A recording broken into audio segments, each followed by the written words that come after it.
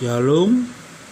Pada saat ini saya ingin rindu untuk membagikan renungan kita ketika mengalami penderitaan. Pernahkah saudara mengalami penderitaan dan merasa Allah tidak memberikan pertolongan? Pernahkah saudara bertanya kepada Tuhan, mengapa saya harus mengalami kesusahan yang berat, namun tidak mendapat jawaban? Pernahkah saudara merasa kecewa kepada Tuhan dan tidak mengerti mengapa Dia membiarkan berbagai penderitaan menimpa hidup saudara? Pernahkah saudara meminta sesuatu kepada Tuhan namun tak kunjung mendapatkannya? Saudara sekalian Tuhan, seringkali kita melihat atau mendapatkan pada situasi di mana kita tidak dapat memahami berbagai peristiwa yang terjadi. Kita mungkin sering bertanya, Tuhan, mengapa ini terjadi pada saya? Atau Tuhan, mengapa ini terjadi pada si Anu? Dan ketika kita tidak mendapat jawabannya, kenyataan ini sering membuat umat-umat Tuhan kecewa dan menjadi lemah iman dan ragu atas pimpinan Tuhan. Hidup ini memanjakan sebagian orang dengan berbagai kemewahan, sementara sebagian lagi hidup dalam kesusahan dan kehancuran. Bagaimana mungkin Allah yang penuh kasih itu dan adil mengizinkan sebagian orang mengalami tragedi seumur hidup mereka, sementara yang lain kelihatannya menikmati semua karunia yang baik dan sempurna? Pada saat Ayub mengalami penderitaan yang sangat berat, dia juga mencoba mempertanyakan Allah atas penderitaan yang dideritanya. Mari kita baca dalam Ayub 30 ayat 20 sampai 23. Aku berseru minta tolong kepadamu, tapi engkau tidak menjawab. Aku berdiri menanti, tapi engkau tidak menghiraukan aku. Engkau menjadi kejam terhadap aku. Engkau memusuhi aku dengan kekuatan tanganmu. Engkau mengangkat aku ke atas angin, melayangkan aku dan menghancurkan aku di dalam angin ribut. Ya, aku tahu engkau membawa aku ke maut, ke tempat segala yang hidup dihimpunkan. Surga sama Tuhan, seruan Ayub sama seperti kita. Secara manusia, kita dapat maklum atas kekecewaan Ayub. Ayub memiliki 7.000 ekor kambing domba, 3.000 ekor unta, 500 pasang lembu, 500 keledai betina. Dalam waktu tempo yang singkat, seluruh ternaknya habis dirampok, dan bahkan 7 anak laki-lakinya dan 3 orang anak perempuannya juga mati ditimpa reruntuhan rumah yang diterjang oleh angin ribut yang datang tiba-tiba.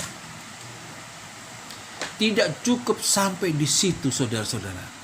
Ayub juga ditimpa penyakit bara di sekujur tubuhnya, dari telapak kaki hingga kepala. Ini adalah sebuah penderitaan yang sangat dahsyat. Apakah jawaban Allah terhadap Ayub? Mari kita baca Ayub 38 ayat 2 sampai 7. Siapakah dia yang menggelapkan keputusan dengan perkataan-perkataan yang tidak berpengetahuan? Bersiaplah engkau sebagai laki-laki. Aku akan menanyai engkau supaya engkau memberitahukan aku, di manakah engkau ketika aku meletakkan dasar bumi? Ceritakanlah kalau engkau mempunyai pengertian. Siapa yang telah menetapkan ukurannya?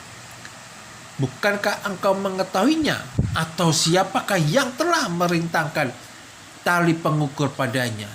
atas apakah sendi-sendinya diletakkan. Dan siapakah yang memasang batu penjuru waktu bintang-bintang fajar bersorak-sorak bersama-sama dan semua anak Allah bersorak-sorai? Ayat 39, ayat 34 dan 35. Maka jawab Tuhan kepada Ayub, apakah si pengecam hendak berbantah dengan Yang Maha Kuasa? Hendaklah yang mencela Allah menjawab. Setelah Allah memberikan jawaban atas kecewaan Ayub, maka Ayub berkata kepada Allah dalam Ayub 39 ayat 36 sampai 38. Maka jawab Ayub kepada Tuhan, sesungguhnya aku ini terlalu hina. Jawaban apakah yang dapat kuberikan kepadamu? Mulutku kututup dengan tangan. Satu kali aku berbicara tetapi tidak akan kuulangi. Bahkan 2 kali tetapi tidak akan kulanjutkan. Sebagai manusia, kita tidak dapat memahami mengapa Allah membiarkan berbagai penderitaan terjadi. Kita tidak dapat memahami dan menyelami bagaimana kuasa Tuhan bekerja dalam hidup kita. Kita hanya bisa melihat apa yang terjadi di masa lalu dan yang sedang terjadi saat ini, tanpa bisa mengerti apa maksud Tuhan di balik semua yang sedang terjadi. Mari kita simak ayat-ayat berikut ini. Pengkhotbah 11 ayat 5 berbunyi, sebagaimana engkau tidak mengetahui jalan angin dan tulang-tulang dalam rahim seorang perempuan yang mengandung, demikian juga engkau tidak mengetahui pekerjaan Allah yang melakukan segala sesuatu. Kekuatan kembali, saudara. Amsal 25 ayat 2. Kemuliaan Allah ialah merahasiakan sesuatu, tetapi kemuliaan raja-raja ialah menyelidiki sesuatu. Pengkhotbah 3 ayat 11b. Tetapi manusia tidak dapat menyelami pekerjaan yang dilakukan Allah dari awal sampai akhir. Yesaya 55 ayat 8 sampai 9. Sebab rancanganku bukanlah rancanganmu dan jalanmu bukanlah jalanku. Demikianlah firman Tuhan. Seperti tingginya langit dari bumi, demikianlah tinggi jalanku dari jalanmu dan rancanganku dari rancanganmu. Saudara kasih Tuhan, ayat-ayat di atas menjelaskan kepada kita bahwa kita tidak memiliki kemampuan untuk memahami pikiran Allah dan cara Dia campur tangan dalam kehidupan kita. Kita hanya bisa memahami pikiran Allah hanya sejauh apa yang kita bisa pahami. Lebih dari itu, otak kita tidak akan mampu mengolahnya. Kita tidak boleh lupa bahwa Dia adalah Allah, agung, kudus, dan berkuasa. Allah tidak perlu bertanggung jawab kepada siapapun. Allah bukanlah pesuruh yang harus mengerjakan apa yang kita minta. Dia bukan jin yang keluar dari botol untuk memenuhi keinginan kita. Dia bukanlah pelayan yang harus melakukan segala sesuatu seperti yang kita mau. Saudara kasih dalam Tuhan, harus diakui bahwa penjelasan tentang penderitaan tidak akan pernah memuaskan. Allah tidak pernah harus menjelaskan dirinya kepada manusia atau meminta maaf atas segala sesuatu yang terjadi. Allah tidak harus diinterogasi.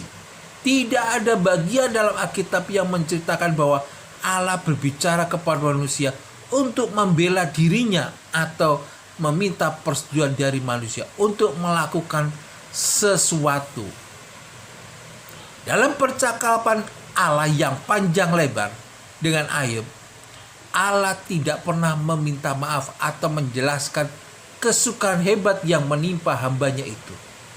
Di dalam 1 Korintus 2 ayat 16, siapakah yang mengetahui pikiran Tuhan sehingga ia dapat menasihatinya? Saudara kasih Tuhan, apakah kita salah menanyakan mengapa harus terjadi kepada Tuhan? Mari kita baca Amsal 3 ayat 5. Percayalah kepada Tuhan dengan segenap hatimu dan jangan bersandar kepada pengertianmu sendiri. Inilah yang kita perlukan. Kita tidak dilarang untuk berusaha mengerti, tetapi kita diingatkan agar tidak bersandar pada kesanggupan kita untuk mengerti. Kata bersandar pada ayat tersebut merujuk pada permintaan panik akan jawaban. Artinya bila kita tidak mendapatkan jawaban atas sesuatu yang terjadi, maka kita akan mendesak Allah untuk menjelaskannya dengan ancaman akan meninggalkan Allah bila kita tidak segera mendapatkan jawabannya. Saudara kasih Tuhan, apakah Allah arogan dengan membiarkan berbagai penderitaan yang kita tidak dapat mengerti? Dan mengapa harus itu terjadi? 2 Korintus 12 ayat 9 berbunyi, tetapi jawab Tuhan kepadaku, cukuplah kasih karuniaku bagimu, sebab justru dalam kelemahanlah kuasaku menjadi sempurna. Sebagai penutup, mari kita sejenak merenungkan syair lagu berikut ini. Dengan saya bacakan, saudara. Banyak perkara yang tak dapat ku mengerti. Mengapa harus terjadi? Di dalam kehidupan ini, suatu perkara yang kusimpan dalam hati, tiada suatu kan terjadi tanpa Allah peduli. Allah mengerti, Allah peduli.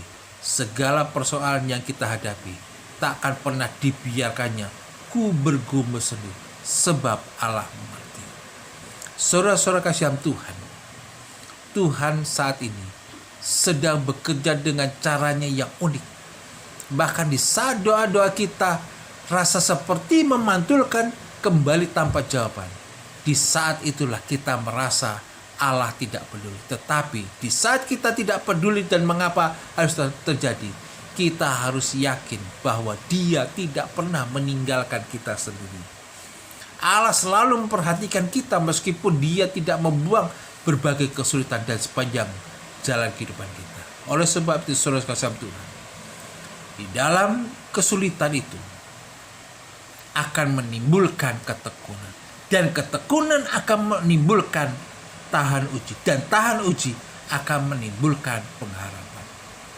Itu bisa dibaca dalam Roma 5 ayat 3 dan 4. Dengan demikian, pengharapan membuat iman kita tetap menyala. Dan iman yang membara itu akan membawa kita di tempat di mana tidak ada lagi maut, perkabungan, ratap tangis, duka cita, dan kesusahan. Allah akan membuat segala sesuatu indah pada waktunya. Pengkhotbah 3 ayat 11 menjadi ayat penutup kita. Tuhan memberkati di dalam kehidupan kita.